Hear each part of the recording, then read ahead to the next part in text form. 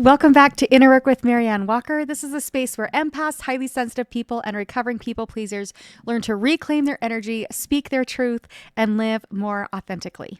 In today's episode, we're going to be talking about a tool called the Johari Window and how it can help you to better understand yourself, deepen your relationships, and grow into your most authentic self. So first, what is the Johari Window? The Johari Window is a psychological model created by Joseph Luft and Harrington Ingram. They combined their two names, Joseph and Harrington, Johari, and they created this Johari Window in 1955. It's often used in therapy, coaching, and leadership development, but it's also incredibly helpful for those of us that are doing that deep inner work on ourselves. This model is made up of 4 quadrants, okay? So you can kind of picture it like a 4-paned window. So these are 4 different windows that help to reveal different aspects of self. So in the first quadrant is the open self. This is what you know about yourself and what other people know about you. In other words, it's the I know, you know area of life. The second window is the hidden self. This is the I know, but you don't know window. And this is what you know about yourself, but you keep hidden from other people. The third window is the blind self. This is I don't know, but you know. This is your blind spots, what other people see in you that you do not see in yourself. You're unaware of it yourself. And then the fourth window is the unknown self. This is the I don't know and you don't know window. These are the parts of you that are unknown to both you and to others, and these are often unconscious and kind of just waiting to be discovered. So first, why does this matter? As highly sensitive people, we often spend so much time tuning into others. We're reading the room, we're feeling other people's emotions, adapting our behavior. And we can do this so frequently that we lose touch with our own truth. So we're going to look at each of these 4 windows and see how you can apply them to your life to increase your own self-awareness as well as deepen your connection with others.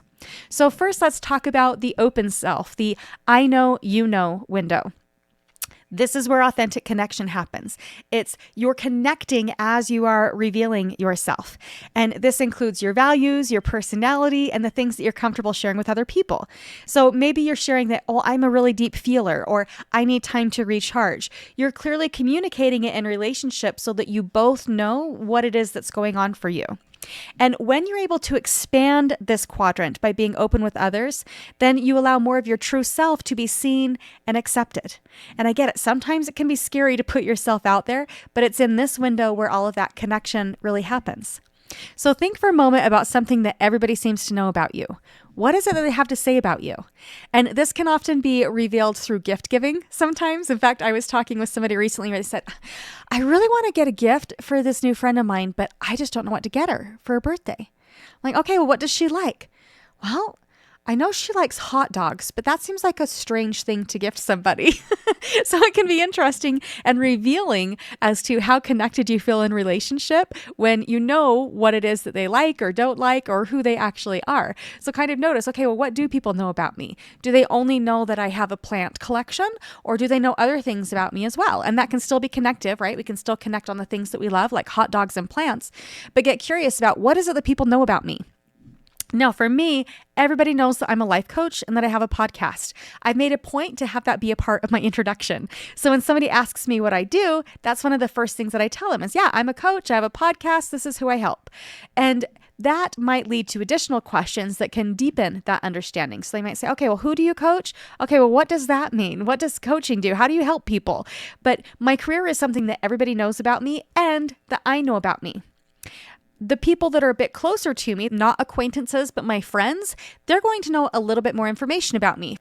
For example, my friends all know that if we're going to go out to dinner, I like to eat a little bit earlier because I like to go to bed a little bit earlier. In fact, they'll tease me that I think MaryAnn's going to turn into a pumpkin if she's not home by 8:30. So that's something that my close friends know about me that my casual acquaintances might not be aware of. Now, my husband, he's going to know me on an even deeper level. He knows my bedtime routine. He knows my morning routine. There's a lot of things that my husband knows that even my friends might not be aware of. So notice that each relationship that you're in, it is going to have a different level of knowledge and understanding depending on how intimate that relationship is. So the larger this window is, the more connection you're going to have in that relationship. So if you are seeking intimacy and connection, then see if you can broaden this window and allow other people to see the real you. let them in. And we're going to talk more about that as we talk about these other windows as well. So the next window we're going to be talking about is the hidden self. This is also known as the masked window. This is the window that says, well, I know, but you don't know. This is your private self. So maybe you hide your needs because you've been told that you're too much or too sensitive. Or maybe your shame or fear of rejection lives here. You don't want people to know that you're scared that you're going to be rejected.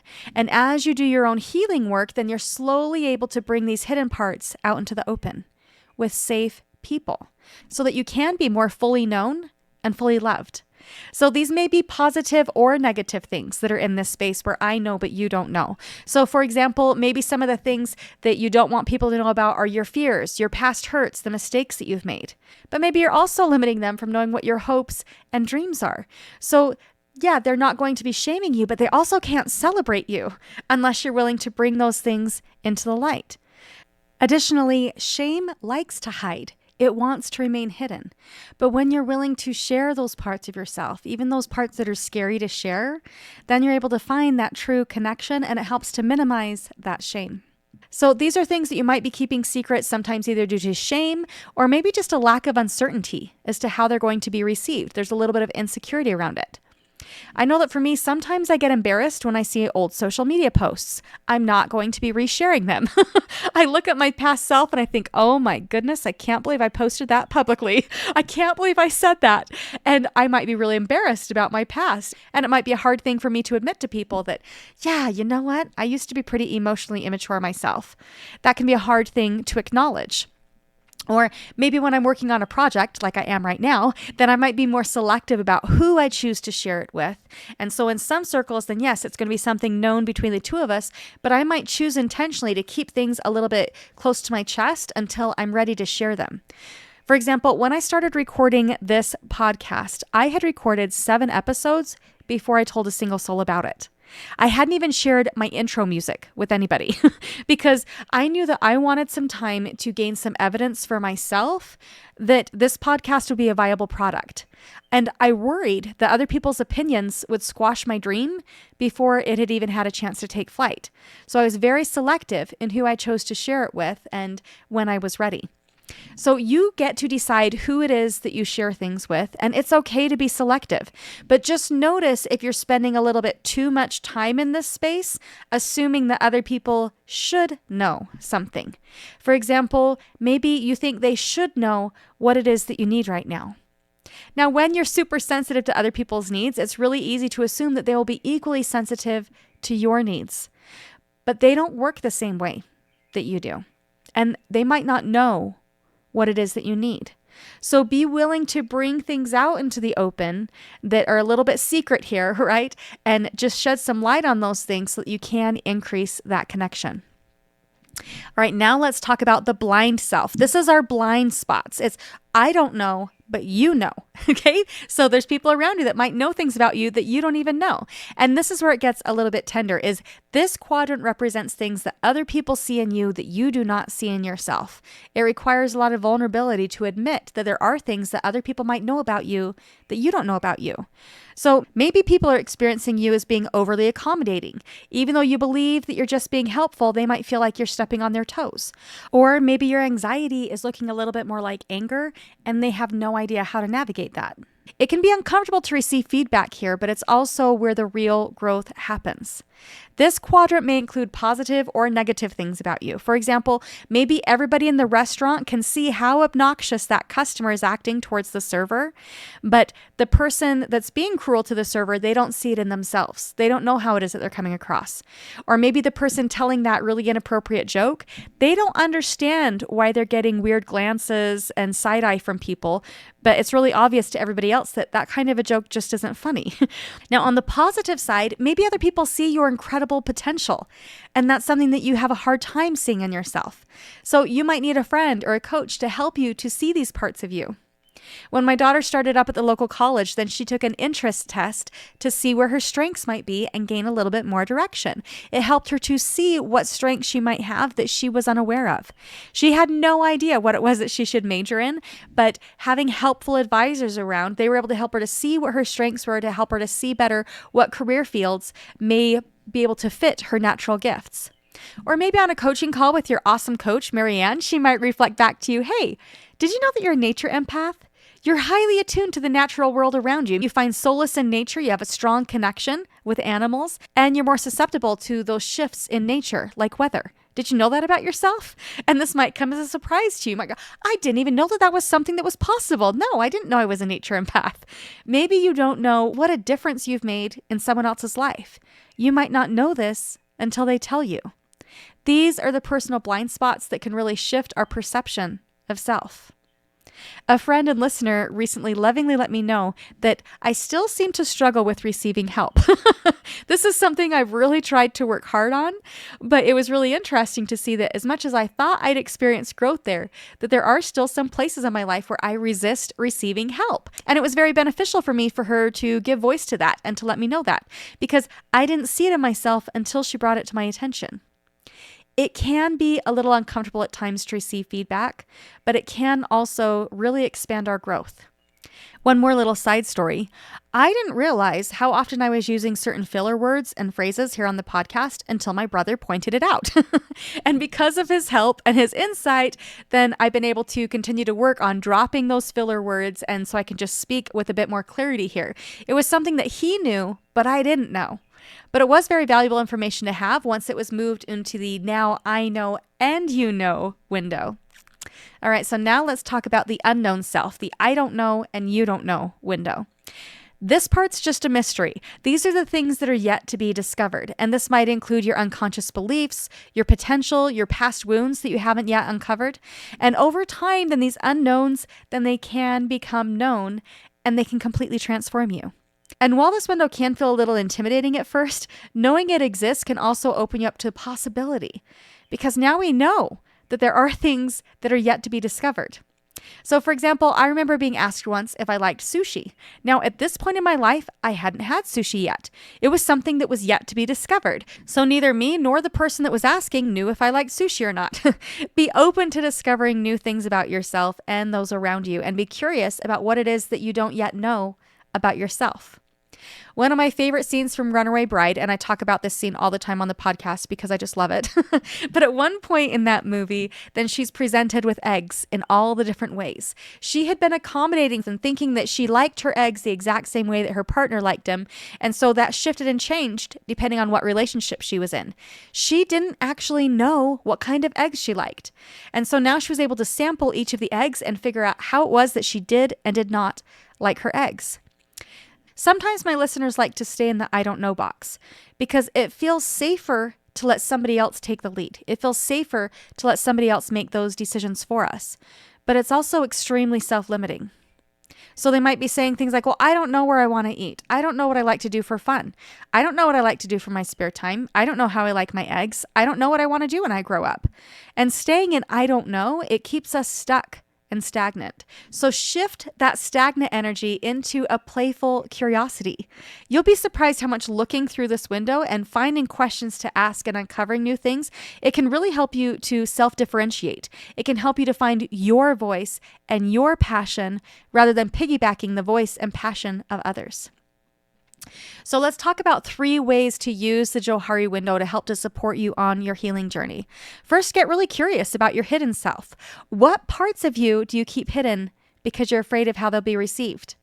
Start exploring these things gently. You don't have to share them with everybody, but think about if there's just one person that you might be able to share these parts of yourself with. Second, try asking for loving feedback. Choose somebody and ask, is there something that you see in me that I might not be aware of? And it's not always easy, but feedback given in love, it really can be a gift. Remember that you get to decide what to take in and what to release.